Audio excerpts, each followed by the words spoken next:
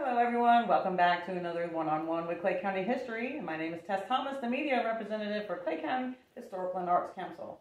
Today we are visiting the music room of David and Carolyn Anderson. Thank you so much, both of you, for having us. It's good to be here. Thank you.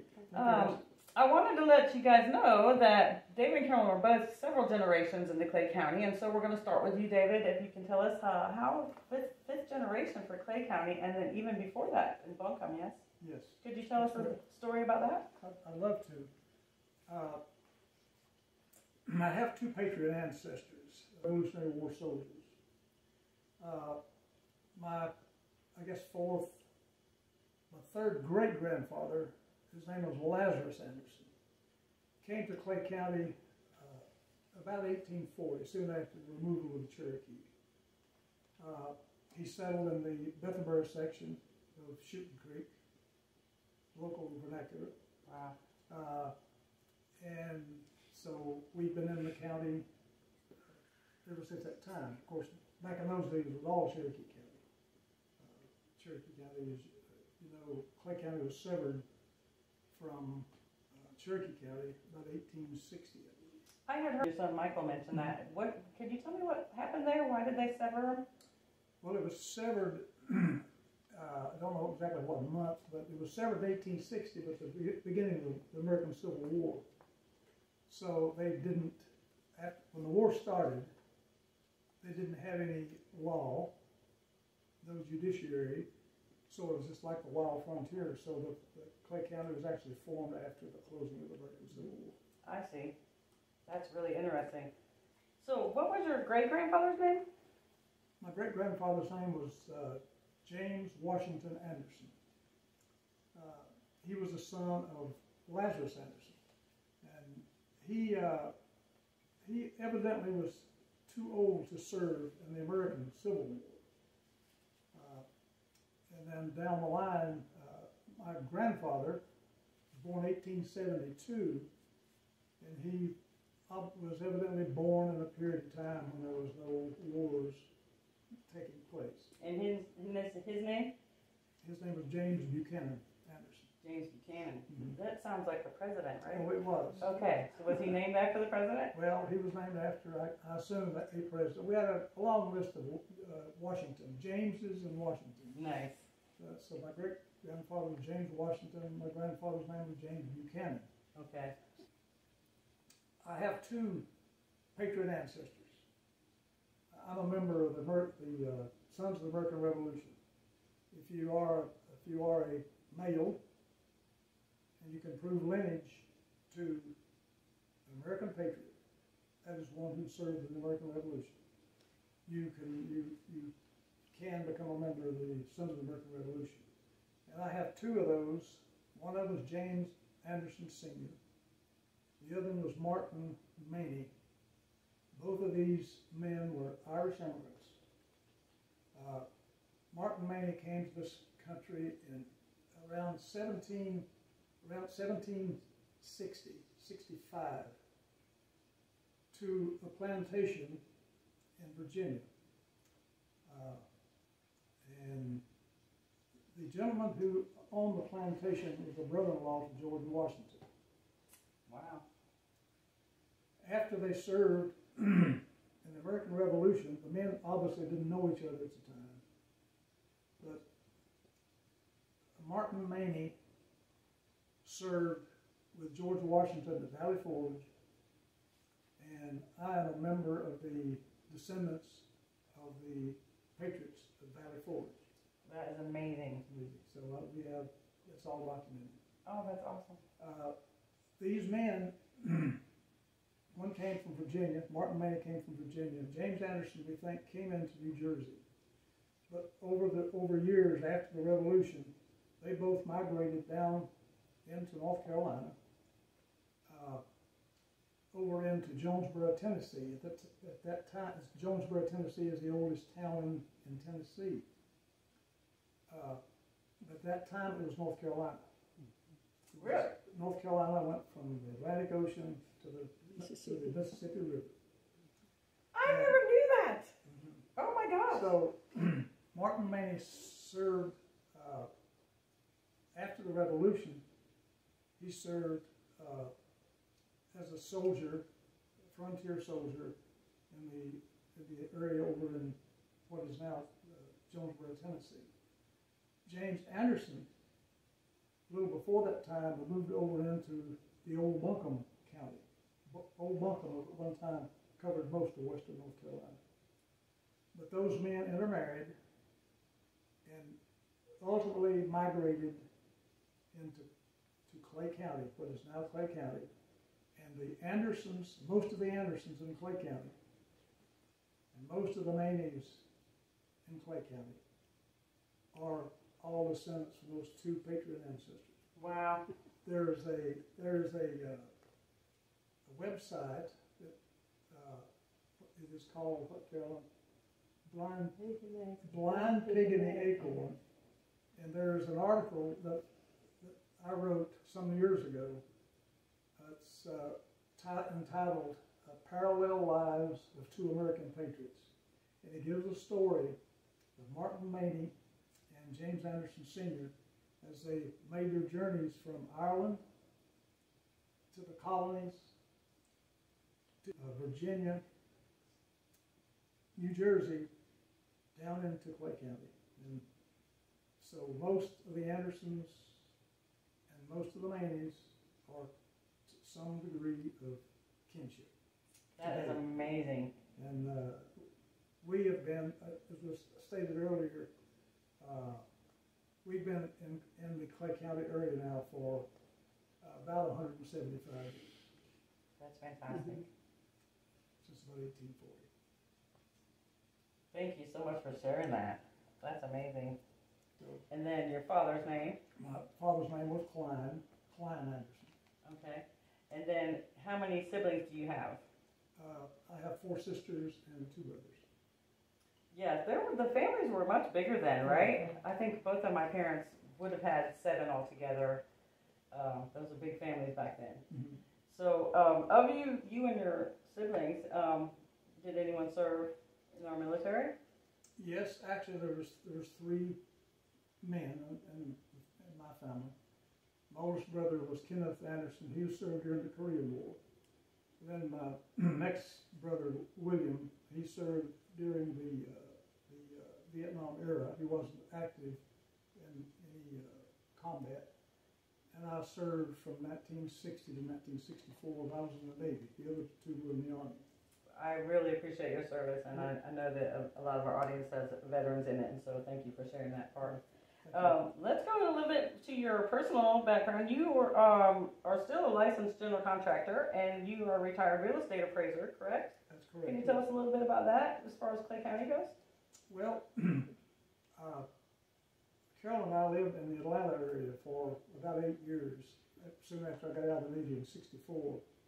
And we came back to the area, and my brother and I were enrolled in Tri-County College in the carpentry and cabinet making class. And then we ultimately went into the masonry school, so we graduated from the masonry school. And my brother and I, this is Brother William, he and I went into the residential construction. So we did that for about 20 years. And at that time, he became a licensed electrician, went into the electrical side of it. And I left the construction side, went into the real estate appraising. And I did that for about 25 years. So And for those of us that don't understand what real estate appraisal is, could you explain that a little bit? It's just a definition.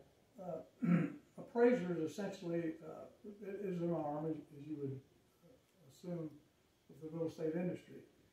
Typically, if banks or other lenders want to make a loan for real property of any type, they need to ascertain what the current market value of the property would be. I see. So then what a real estate appraiser did was go into the market, do an analysis, and sometimes to great depth analysis to determine the present market value of property, and then of course that's submitted to the banks, and the banks make the decision based on that.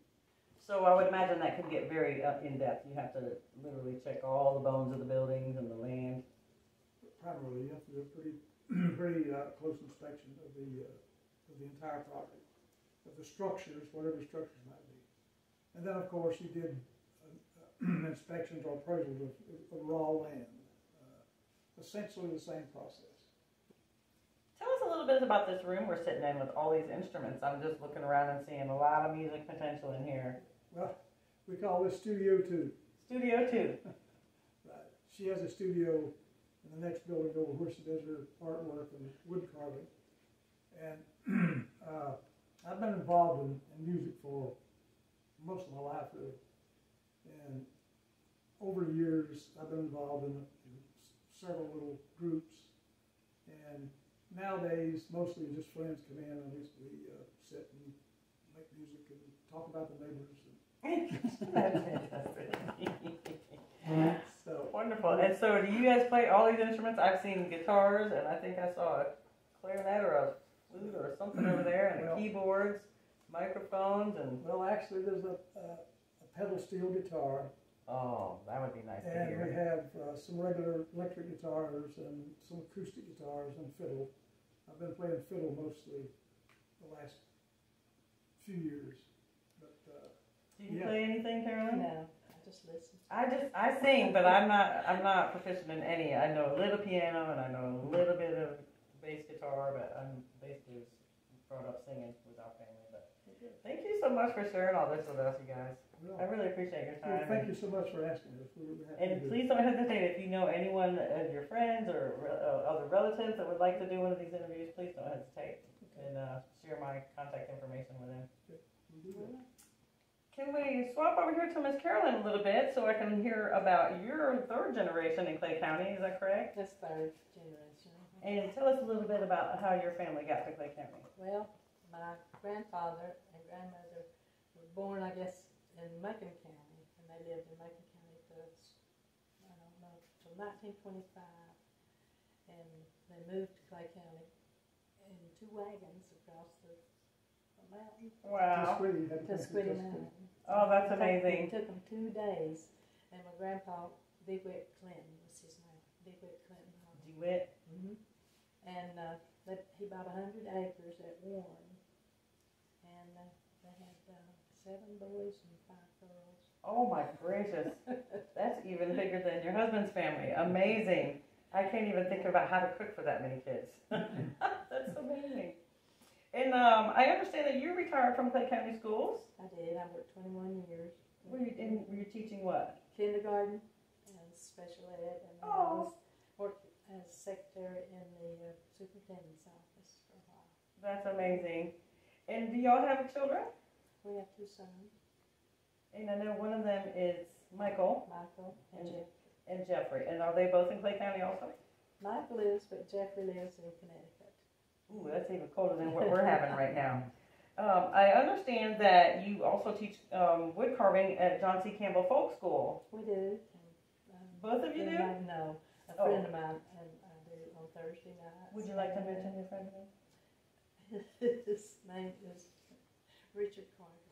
Richard Carter, and you both, do you each have your own class, or you both tag team the same class? Tag team, and we're inviting a lot of the community in to join us on Thursday nights. We're not charging, and we furnish all the blocks and gloves and it's no charge? No charge. And even the knives. Yeah. Wow, that's amazing. I'm totally going to come. Can I come? Oh, I would love it. If anybody wants to learn, you're welcome to come. And then you're also a member of the Southern Highland Handicraft Guild. Right. And is there classes there that you do also? No. How does that work? Well, I carve spoons for them and different things for them. And they just display them? Mm-hmm. I And see. then I go out on Wood Day, and I'll have to say that I won the carving contest 2 years. Oh, that's amazing. I cannot wait. We're going to do a few pictures when we get done with the talking part of the interview, and I'll make sure that we get some photos of some of her carvings. You guys are going to be amazed.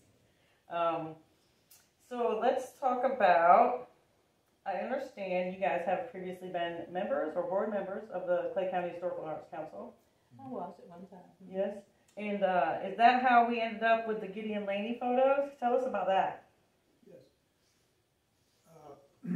Gideon Laney, was a Brasstown resident, and he was the first professional photographer, I guess, in the Brasstown area. Of course, back in 25, the Campbell School had a very famous photographer, a lady by the name of Doris Owen. She came in the area and worked for a while with Miss Campbell when the school was formed. But Gideon Laney was, he's a World War I veteran, and soon after the war, he came back into the Brasstown area and set up a little studio in his home. And he had one daughter, her name is Grace, and we attended church with Grace. And of course, her father died back in the 60s. And I asked her one day, Grace, what ever happened to your father's photo work? And she says, well, I still have it, but it's in boxes and paper bags and suitcases. Wow. And I said, what do you have a plan for it, for the improvements? She said, well, I would love for someone to take this with a promise that they would develop it into something that would be preserved or preserved, and so the folks could really see what Brasstown and what the surrounding areas look like back in the teens, 20s, up into I guess probably to the early 60s. So through course of conversation, she said, come down to my home. She lived down near Copperhill, Tennessee. She says, if you'll come down, promise me you'll take this and do something with it. So Carol and I went down, and she gave us all the work she could find. So we brought the work home, and at the time, Carolyn was a member of the Clay County Historical Arts Council. I think probably I was at the time. So Carolyn's brother, Troy Hall, was a professional photographer in the Atlanta area for the Center for Disease Control. Oh, wow. So we got a grant from her estate. She soon passed, not long after that. So we got a grant from the administrator of her estate, who is Mr. Odd Brown. He's a pastor at the Little Brasstown Baptist Church where we go. And took the grant, and we had a lady in the Arts Council at the time that was an artist, and they did framing. So we took the money from her estate. We paid to get the photos enlarged, 152 of them, I believe. We had the lady that was in the Arts Council to do the framing, and they are on display. Now I have the permanent display in the Arts Council for some. At the Old Jail Museum. The Old Jail Museum. So you can still see those still there. And then the originals and some of the negatives were donated to where? Western Carolina? Right. After the first generation copies were made that the Historical Arts Council now have in their possession, we still had the negatives and a lot of photos that we, for whatever reason, didn't develop those. So we contacted the Hunter Museum, Western Carolina University, Hunter Museum, and we made arrangements with those folks. They came out and they took the original collection, and all of that work of Gideon Laney is now in the Hunter Museum. And you can go online and see the photos. And I will make sure to add links to all of the platforms so that you guys can go and look at those. I think that would be really interesting. Community Center, we have them displayed. Where? At the Brasstown Community Center, a lot of them are displayed on. Oh, okay. Brasstown Community Center also. That's fantastic. So I'll make sure to link all of these places and give you guys some information on how to go about looking for those. Is there any other thing you wanted to share with us today, either one of you, about your life here in Clay County and some of the changes you've seen or things you did as a kid? Well, I was born in 1941. As a matter of fact, I can step out the door and look up the cove and see the site where I was born. Oh my gosh, that's amazing. In a log cabin. Nice. So maybe I should have been Should have president. president. No, I was born and raised right here in the Cove. In 1941, it was kind of a hard wheel to hard times. We went to Ogden University, Ogden Elementary School. Ogden Elementary. You're laughing and calling it university. Yeah, that's kind of a standing joke. I see. Yes, what you don't see is Miss Reba back off camera cracking up over here. And so that was elementary school, and then was there middle and high? What schools were those? You went from all the elementary schools in Clay County all went to Hayesville. Went to Hayesville High School. Yeah. Okay. So, but growing up, it was just I think 98% of the people were all in the same basket. We were just kind of poor folk. It was just no other way. It was just hard times, yeah. Hard And times. I noticed that, like in my grandparents' generation compared to my grandchildren, they didn't throw things away. You fixed it, and you would find new uses for old items. And now it's just, everything is just, use and throw away. It's just disposable. So that's kind of sad to me that, we're losing that capability to, think outside of the box and use this as something else also, so that you still get a use of it and not throwing it away. Is there anything you wanted to share, Miss Carolyn, about your growing up here? I grew up in right out of Hayesville, 3 miles from like you're on 64. And like David, we grew up poor. Did y'all's parents farm? I know there was a lot of farmers back in the day. Subsistence farming. So chickens and Whatever it took to keep you going. right, had your own garden, Right. knew how to can, Right. that kind of We thing. still do. Do you? Yeah. I'm gonna learn how to do that so that next spring I can do some canning because I'm really interested in that. Oh, we can a lot. She'd be happy. Matter of fact, she teaches canning at the. I was looking through the folk school's curriculum catalog, and there was definitely some classes in there I want to go and see. Can you tell us a little bit more about your Thursday night class, where it is, and what time, and what? Well, it's at the John C. Campbell Folk School at the community room. In the community room, okay. And it's every Thursday night from 7 to 9. And that is year-round, or just? Yes. That's amazing. Thank you so much for offering that, especially for no charge to people. That's amazing. And I know that some people do painting classes there, and then Miss Susie Delorier is going to do a class, and we have someone else, and they'll not charge you, but you have to bring your own supplies. But you're saying you have the wood blocks and the carving knives and everything furnished. Right, just bring yourself. How wonderful. I'm really excited. I'm going to definitely take care of that. We're eager to teach younger. We need Yes, some well, all of my grandkids are in Wilmington, or I would totally be bringing at least the 2 older ones to learn that. I think it's a fantastic art, and I've dabbled in it a little. I'm not very well at it, but I'm eager to learn. Thank you. I so totally will. Thank you both again for having us today. And if any of you or anyone that you know is interested in being part of our one-on-one with Clay County History series, please don't hesitate to email me at cchacHayesville@outlook.com. You can find us on Facebook, Twitter, YouTube, Instagram, and our website is clayhistoryartsnc.org. So thank you again for tuning in today, and we will see you again next time.